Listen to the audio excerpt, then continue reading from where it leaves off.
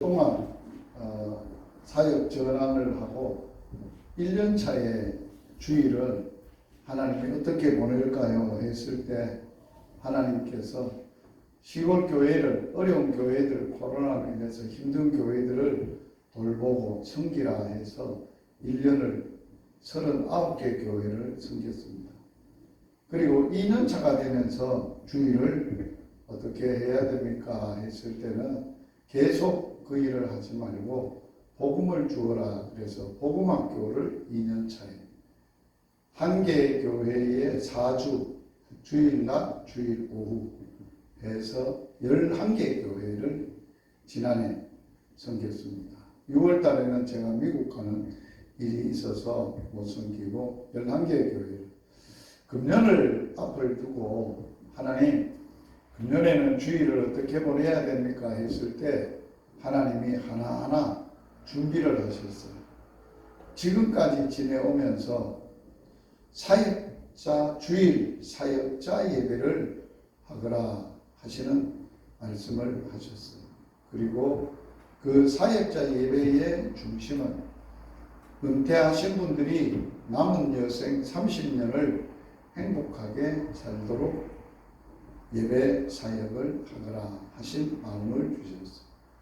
하나님이 그걸 마음을 주셨지만은 센터가 준비가 안 돼서 어떻게 예배를 진행해야 되느냐 고민했는데 하나님이 급격하게 연말에 하나님께서 한 보름 남가 놔두고 센터를 결정하시고 2주 만에 이곳에 하나님께서 이렇게 좋은 훈련과 예배와 선교할 수 있는 센터를 허락해 주셨습니다. 잘 준비하고 이제 처음으로 우리 설립 예배를 이전 예배를 드린 후에 1월 5일 날 의과대학 학생들과 선배들이 여기서 1박 2일 수련회를 했습니다. 홈커밍 데이라고 수련회를 사역을 하고 첫 주일을 맞이하게 됐습니다. 첫 주일을 맞이하고 제 마음에 주일날 사역에 설렘이 컸습니다. 왜? 하나님께서 사역자에게 주일 사역을 맡기셨던 첫 사역이어서 어떻게 할까 여러 가지 준비를 했습니다. 말씀 준비도 1년 동안 복음 나눔 예배를 하라 해서 복음에 관계되는 예배 말씀만 하셔서 내 영이 마르지 않는 연습 52주가 1년입니다. 그래서 오늘부터 첫 주부터 52주를 그 말씀을 나누게 될 것입니다. 그리고 그 나눔 후에 이제 식사를 하고 식사 후에 제1과 소그룹 나눔을 잠깐 하고 그 다음에 또 건강을 위해서 친교하고 교제하는 그러한 시간을 가지고 주일 사역을 하려고 합니다. 일부 주일 사역, 첫 주일 사역, 복음 나눔 예배, 사역자와 은퇴자를 위한 예배 하나님 앞에 드리도록 하겠습니다. 말씀 강론 시간입니다. 오늘 말씀은 시편 91편 1절 한 절 말씀 다 같이 읽겠습니다. 지존자의 은밀한 곳에 거주하며 전능자의 그늘 아래 사는 자. 오늘 말씀의 주제는 은밀한 곳에 사는 사람. 사람들은 보통 삶을 사는 장소를 은밀한 곳을 정하지 않습니다. 사람들이 보고 환경과 여건과 모든 조건을 갖춘 좋은 집에, 좋은 곳에, 그래서 명당을 찾고 그런 곳에 살려고 하지. 정말 은밀한 곳에 아무도 없는, 아무도 보지 않는 은밀한 곳에 살려고는 하지 않습니다. 오늘 본문에서 은밀한 곳에 사는 자들의 행복을 우리에게 말하고 있습니다. 그래서 은밀한 곳에 사는데 그곳에 누가 사냐? 지존자가 산다. 은밀한 곳에는 지존자가. 하나님은 청와대에 계시는 게 아니에요. 왕궁에 계시는 게 아니에요. 좋은 집에 계시는 게 아니에요. 하나님은 어디에 거하시냐? 지존자는 은밀한 곳에 거하시는 거예요. 그래서 그분의 이름을 지존자라고 하는데 히브리 말로는 엘론이라는 말입니다. 높은, 위쪽에 가장 높은. 옛날에 우리나라의 깡패의 이름이 지존파가 있었어요. 그 지존이라는 말이 자기들이 최고 높다는 거예요. 그런데 그걸 하나님에게만 써야 되는데 저들이 하나님 대신 최고 높은 두목인 줄 알고 지존파로 이름을 썼어요. 가장 높은 자, 가장 높은. 그래서 엘론이라는 말은 알라에서 왔는데 그거는 형용사로서 높은, 위쪽에, 상부에, 명사로서는 지극히 높은 자, 특별히 하나님의 이름을 의미하고 있습니다. 이 지존이라는 성경은 구약 성경에 단어가 53번이나 나오는 하나님의 이름의 단어입니다. 하나님이 어디에 거하시느냐? 은밀한 곳에 거한다 하셨는데 그 은밀하다는 말은 세테르라는 히브리 말인데 덮게, 은밀한 곳, 은심처, 비밀 이러한 뜻을 가지고 있습니다. 세테르는 사타르에서 유래됐는데 덮게, 은밀한 곳, 은심처, 보호, 비밀을 의미합니다. 구약 성경에는 36번이 나오고 있는 단어입니다. 특별히 덮개로 덮어놓았고 그 덮개가 덮여있는 그런 아주 은밀한 곳, 그걸 얘기를 하고 있습니다.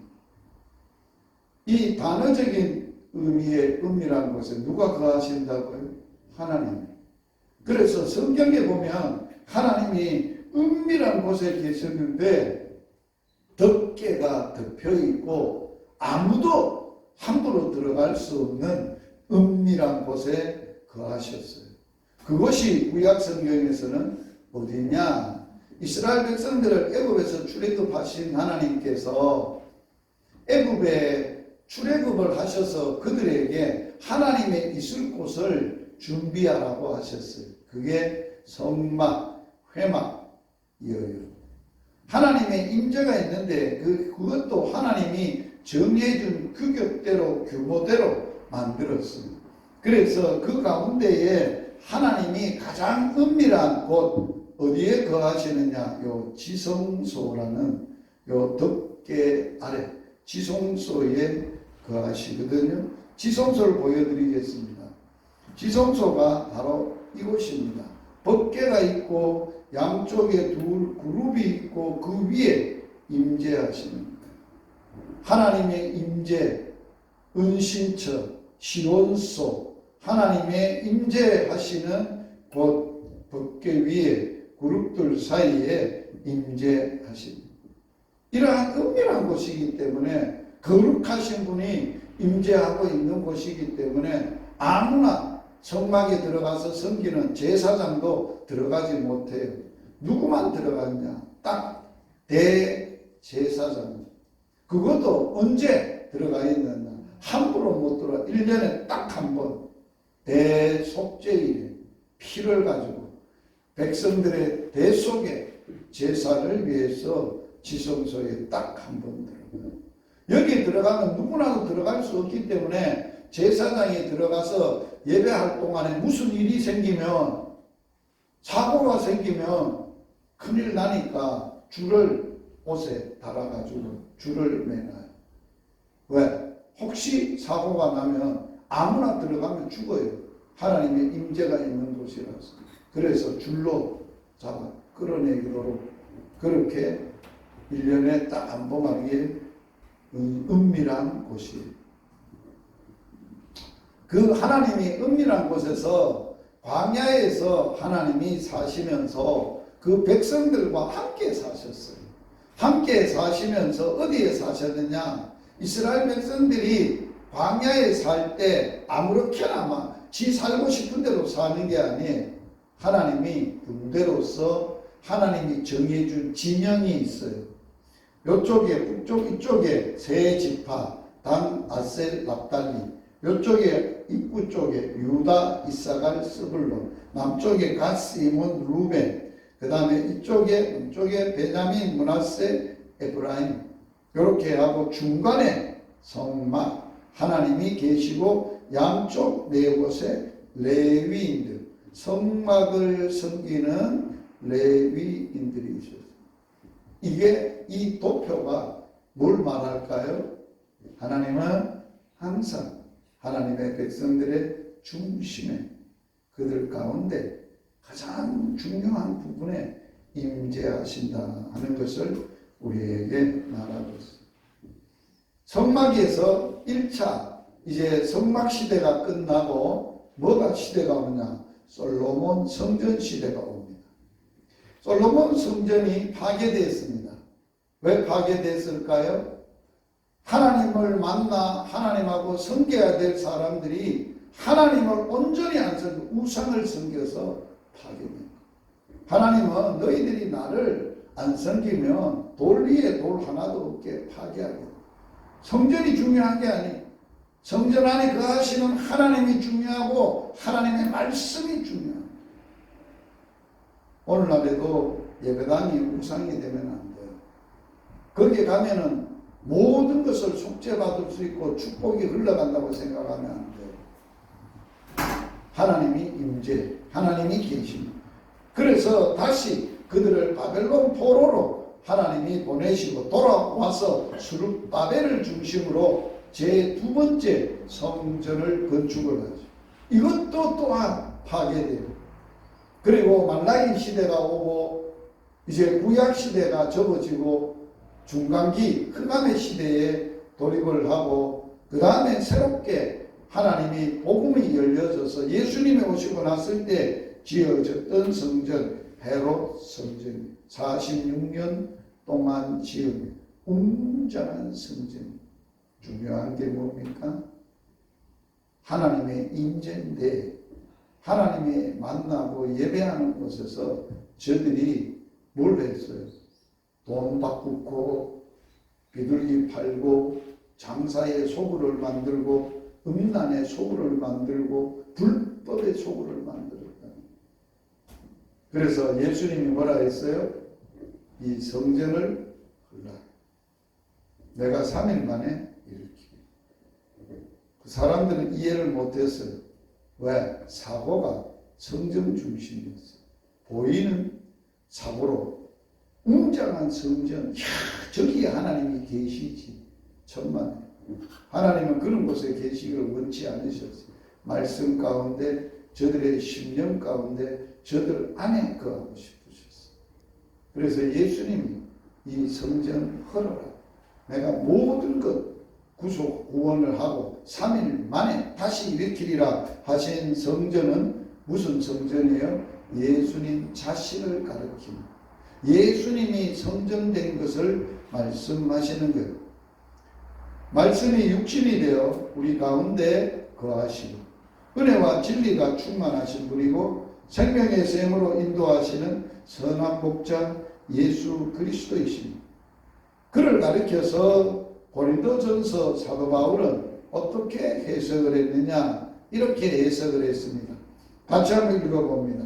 너희가 하나님의 성전인 것과 하나님의 성령이 너희 안에 계시는 것을 알지 못하느냐? 누구든지 하나님의 성전을 더럽히면 하나님이 그 사람을 멸하시리라.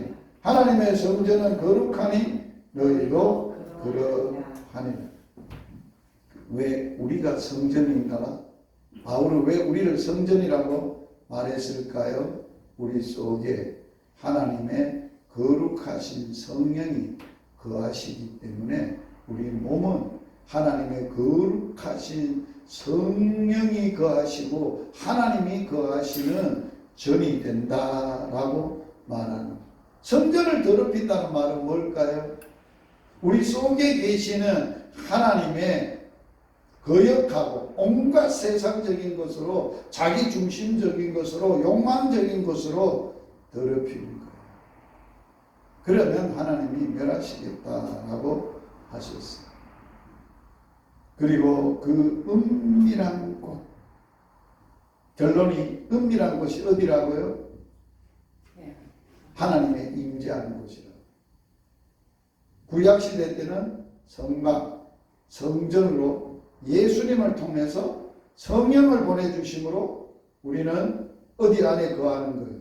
예수님 안에 거하는 게 은밀한 곳이에요. 같이 읽겠습니다.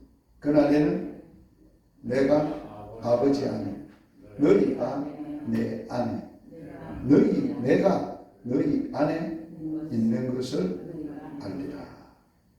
성령이 오시게 되면 이제 예수님이 아버지 안에 있었고, 그리고 너희가 내 안에 있고 내가 너희 안에 있다는 것을 알 것이다. 요한복음 14장에 초두에 이런 사건이 일어난 빌립이라는 제자가 예수님 하나님을 보여주면 내 잘 믿겠습니다.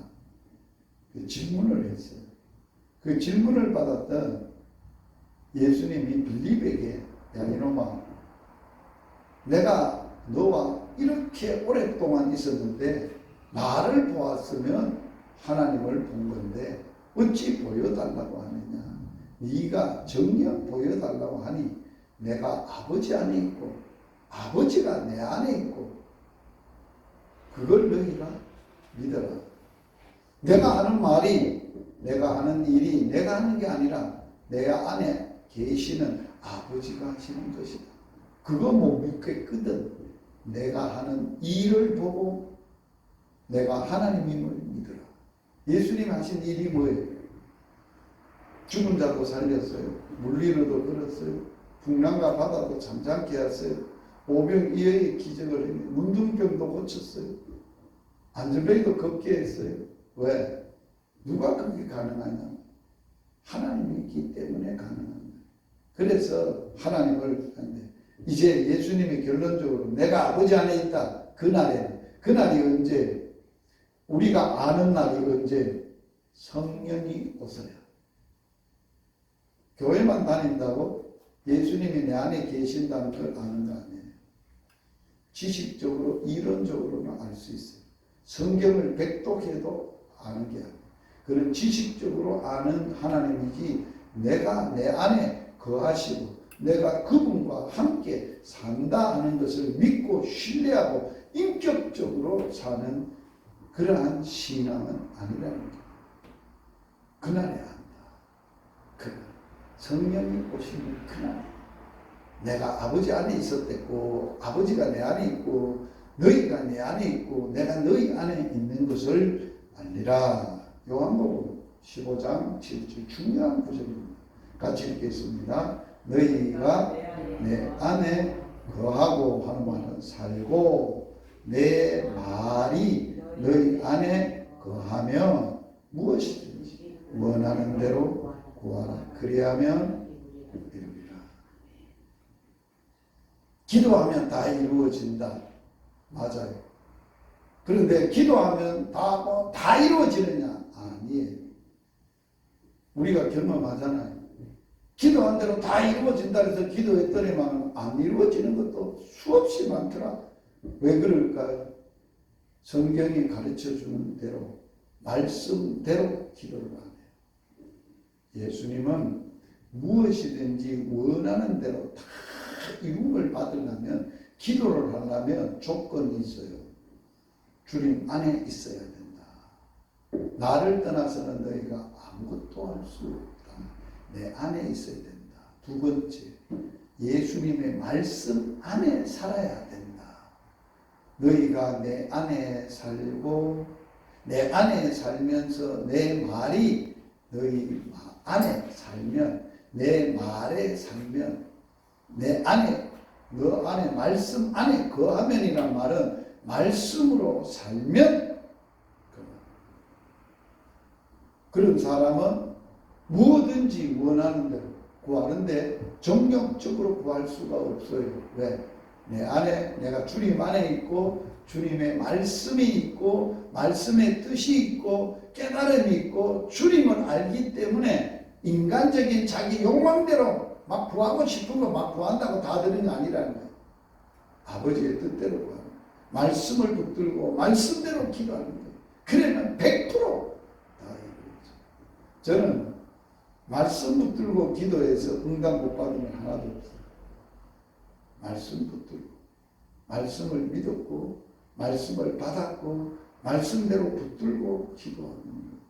이게 우리의 가장 은밀한 곳에서 일어나야 되는 믿음의 사건이에요. 이런 걸 경험 못하면 안 돼요. 이걸 경험 못하면 그냥 종교인으로 교회 열심히 사는 사람으로 살다가 마는 거예요. 그런 사람을 가리켜서 주님은 뭐라고 그랬냐? 나 너 모른다. 그래. 너는 나를 안다고 그랬지만 나는 너 몰라. 예수님을 아는 사람은 누구예요? 예수님이 알아주고 아는 사람은 누구예요? 하나님의 음성을 듣고 하나님의 말씀을 대로 사는 사람은 예수님이 아세요. 다 아세요. 제가 누군지 어떤 사람인지 다 아세요.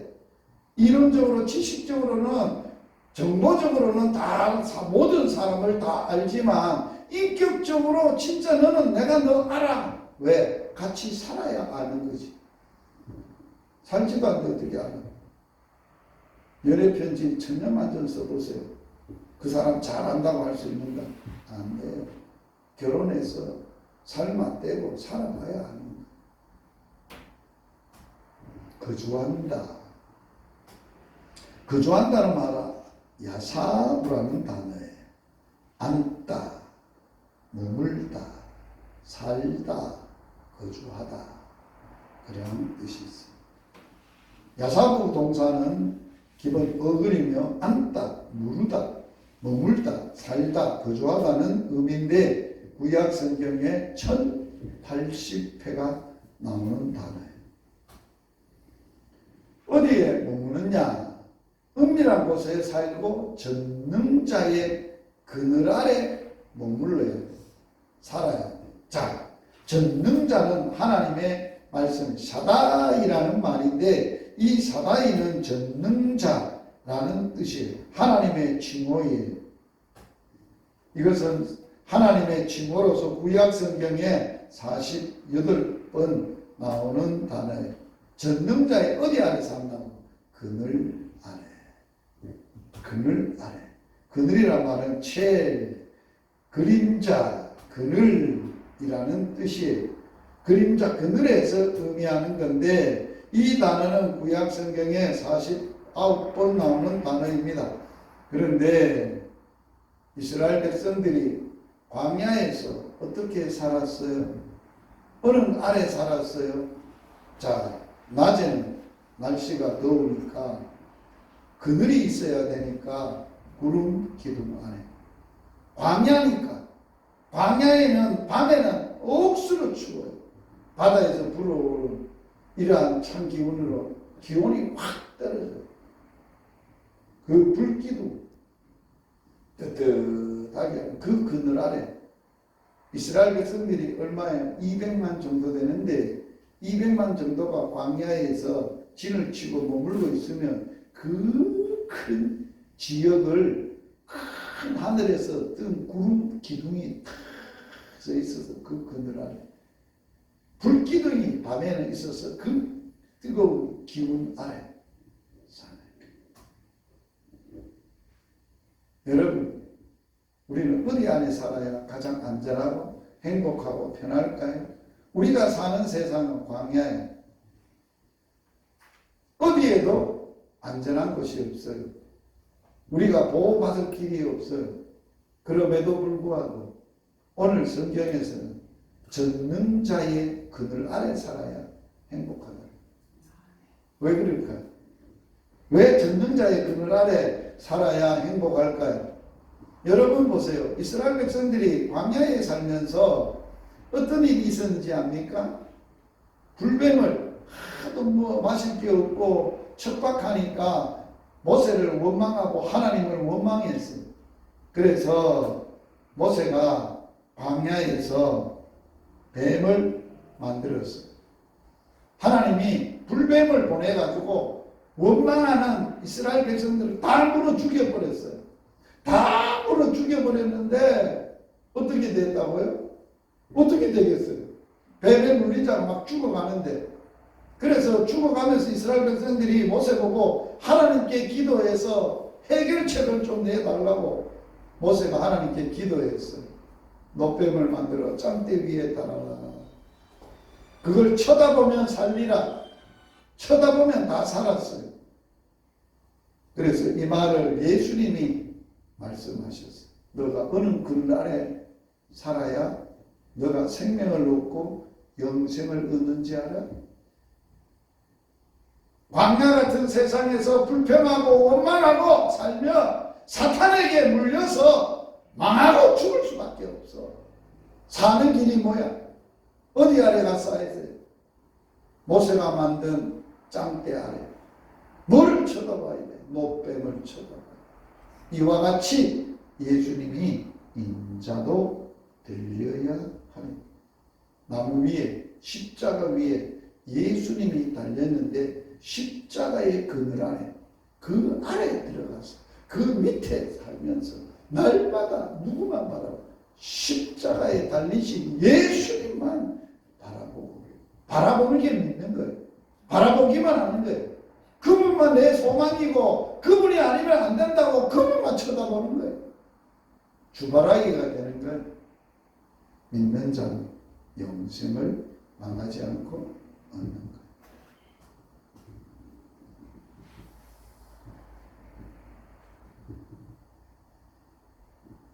예수 그리스도 안에 은밀한 과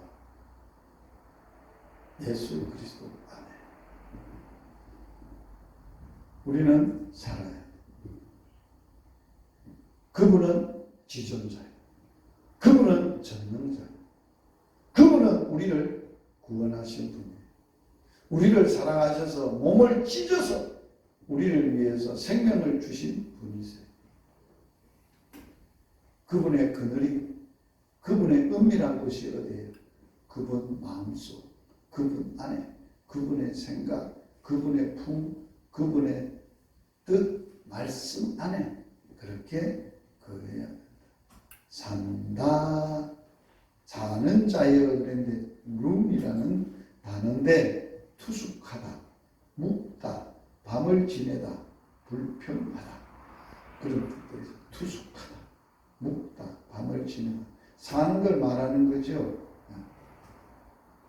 이 단어는 84번이나 구약 성경에 나오는데, 자, 이걸 뭘 얘기한다? 예수님 안에 살고 내가 예수로 살고 하나님이 예수님으로, 예수님이 하나님으로 사는 것처럼 나도 예수님으로 사는 것을 말하는, 살아계신 하나님 아버지와 인격적 교제를 가져. 하나님과 은밀하게 교제하는 축복과 즐거움이야말로 우리 신앙의 가장 소중한 비밀입니다.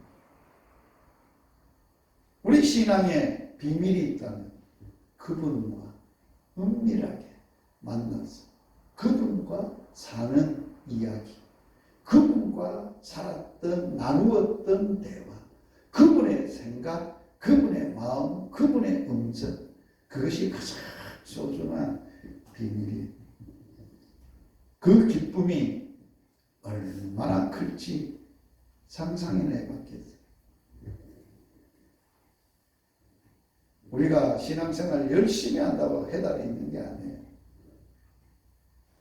예수님은 뭐라고 그랬어요? 유대인들을 보고 그대들이 그대의 열심히 성전을 삼켰도 무시무시한 말이잖아. 하나님을 삼켰다. 종교적인 열심. 우리는 그래서는 안 돼요. 그런 열정으로 살아서는 안 돼요.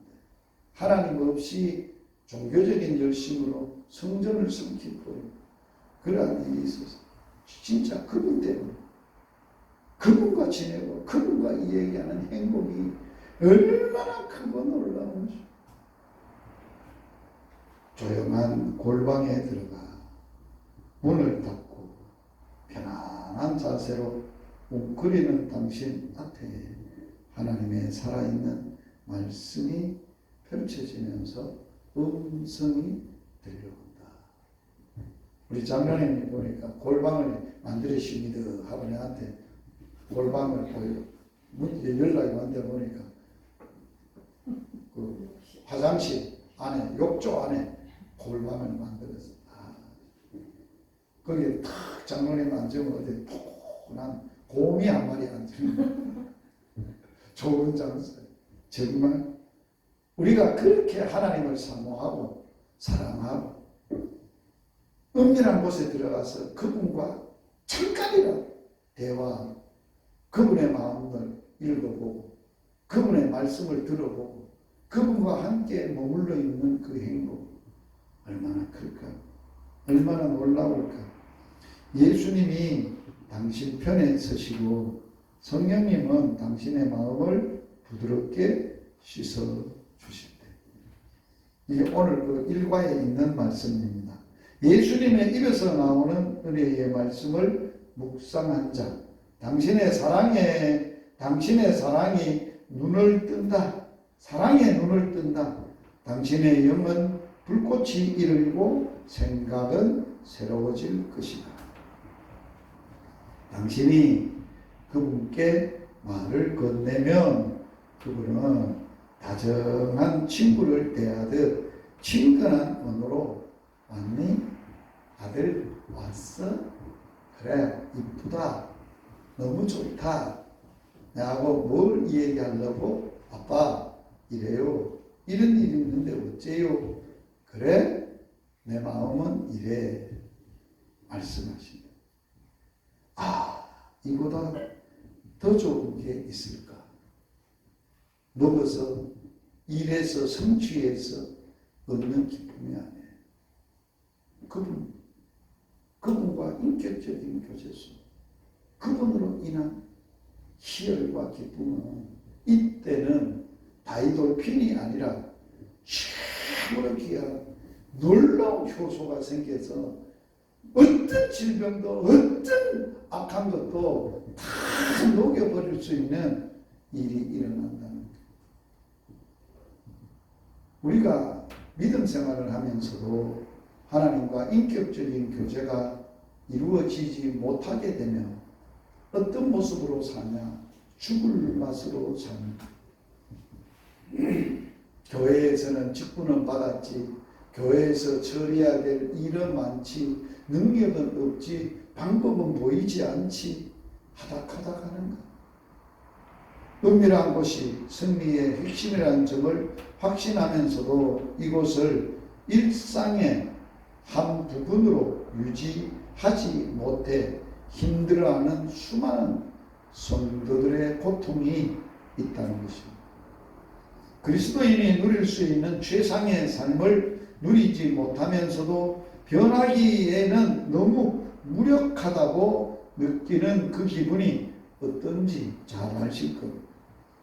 나도 삶의 근원이 될 수 없는 것들을 끝없이 찾아다녔다. 예를 들어서 우리는 지친 일상에 활력을 얻고 싶을 때면 긴장이 풀리고 피로가 회복되리라는 기대로 텔레비전을 본다. 하지만 남은 것은 결국 공허뿐이었다.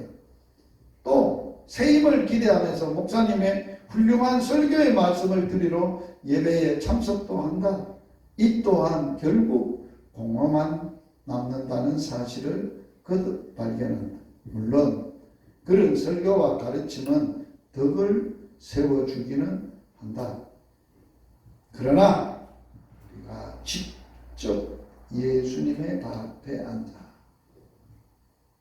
그분의 말씀을 들을 때는 얻는 지속적인 능력을 대신할 수 있는 것은 아무것도 없다.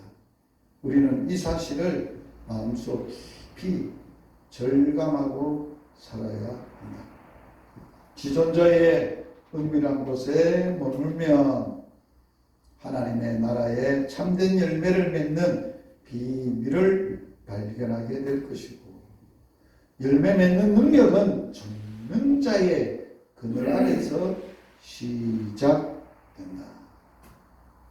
성경적인 신뢰로 누가를 등장을 시키느냐? 고넬료를 등장시켰습니다. 고넬료에게는 4가지가 있습니다. 4가지가 있는데 뭐냐? 경건, 경외함, 여호와를 경외하고 구제하고 금식하고 기도 정해놓고 기도하는 것. 이게 은밀한 삶을 다 살았던 거예요. 경건하게 하나님을 경외하고 두려워하면서 구제를 해도 은밀하게 보시는 중에 사람들에게 떠벌리지 않고 구제했고, 금식을 해도 하나님 앞에서 하나님을 위해서 금식을 했고, 기도를 해도 내 필요를 알고 그분을 구하는 기도의 은밀한 곳은 이 4가지가 있었을 때 하나님은 고넬료를 들어서 어디에 썼어요? 성령 받은 이방인. 그를 어디에 썼어요? 열방의 복음의 사람으로 들어 쓰셨어요. 오늘 우리는 고넬료에게 있었던 비밀, 고넬료가 가지고 있었던 것, 그런 것들을 우리의 삶 속에 하나님 앞에서 은밀하게 보시는 그분 앞에서 살아야 할 것입니다. 말씀을 마칩니다. 오늘 말씀 한 절이지만은 우리 인생의 근본과 기본과 결론을 해답을 주는 말씀입니다. 같이 한번 하겠습니다. 지존자의 은밀한 곳에 거하며 전능자의 그늘 아래 사는 사람. 누구? 나, 장로님, 권사님, 내 사랑하는 아내. 그런 은혜가 있기를 축복합니다. 기도하시겠습니다. 살아계신 하나님, 우리 아빠, 아버지, 열방복음 선교회를 세우셨고, 이제 사역자들과 은퇴자들 첫 주일 예배를 아버지 앞에 드리고, 아버지가 오셔서 얘들아, 너 정말 행복하고 살고 싶니? 행복한 전도자로, 행복한 사람으로, 복된 사람으로 살고 싶니? 지존자 은밀한 곳에 살아 전능자의 그늘 아래 살아. 하나님, 우리가 어디서 뭘 하고 살아야 될지를 오늘 우리에게 말씀해 주셨습니다. 우리가 사는 집이 아무리 좁아도 소용이 없습니다. 우리가 하는 일이 아무리 선해도 소용이 없습니다. 하나님이 없으면 아무런 의미가 없습니다. 아무리 어렵고 힘든 광야 같은 것이라 할지라도 하나님이 계시기에, 은밀한 곳에 계시기에, 그분을 만나기에, 그분과 대화하고 그분을 알고 또 전능하신 그분의 그늘 아래서 그분의 힘으로 사는 행복, 우리가 날마다 맛보며 날마다 누리며 행복한 전도자로 살아가는 은혜가 있도록 축복하여 주시옵소서. 오늘도 이러한 은혜를 금년 한 해 마음껏 누리며 마음껏 나누며 하나님께 영광 돌리는 사역을 할 수 있도록 복을 주시옵소서. 예수님 이름으로 기도드리옵나이다. 아멘.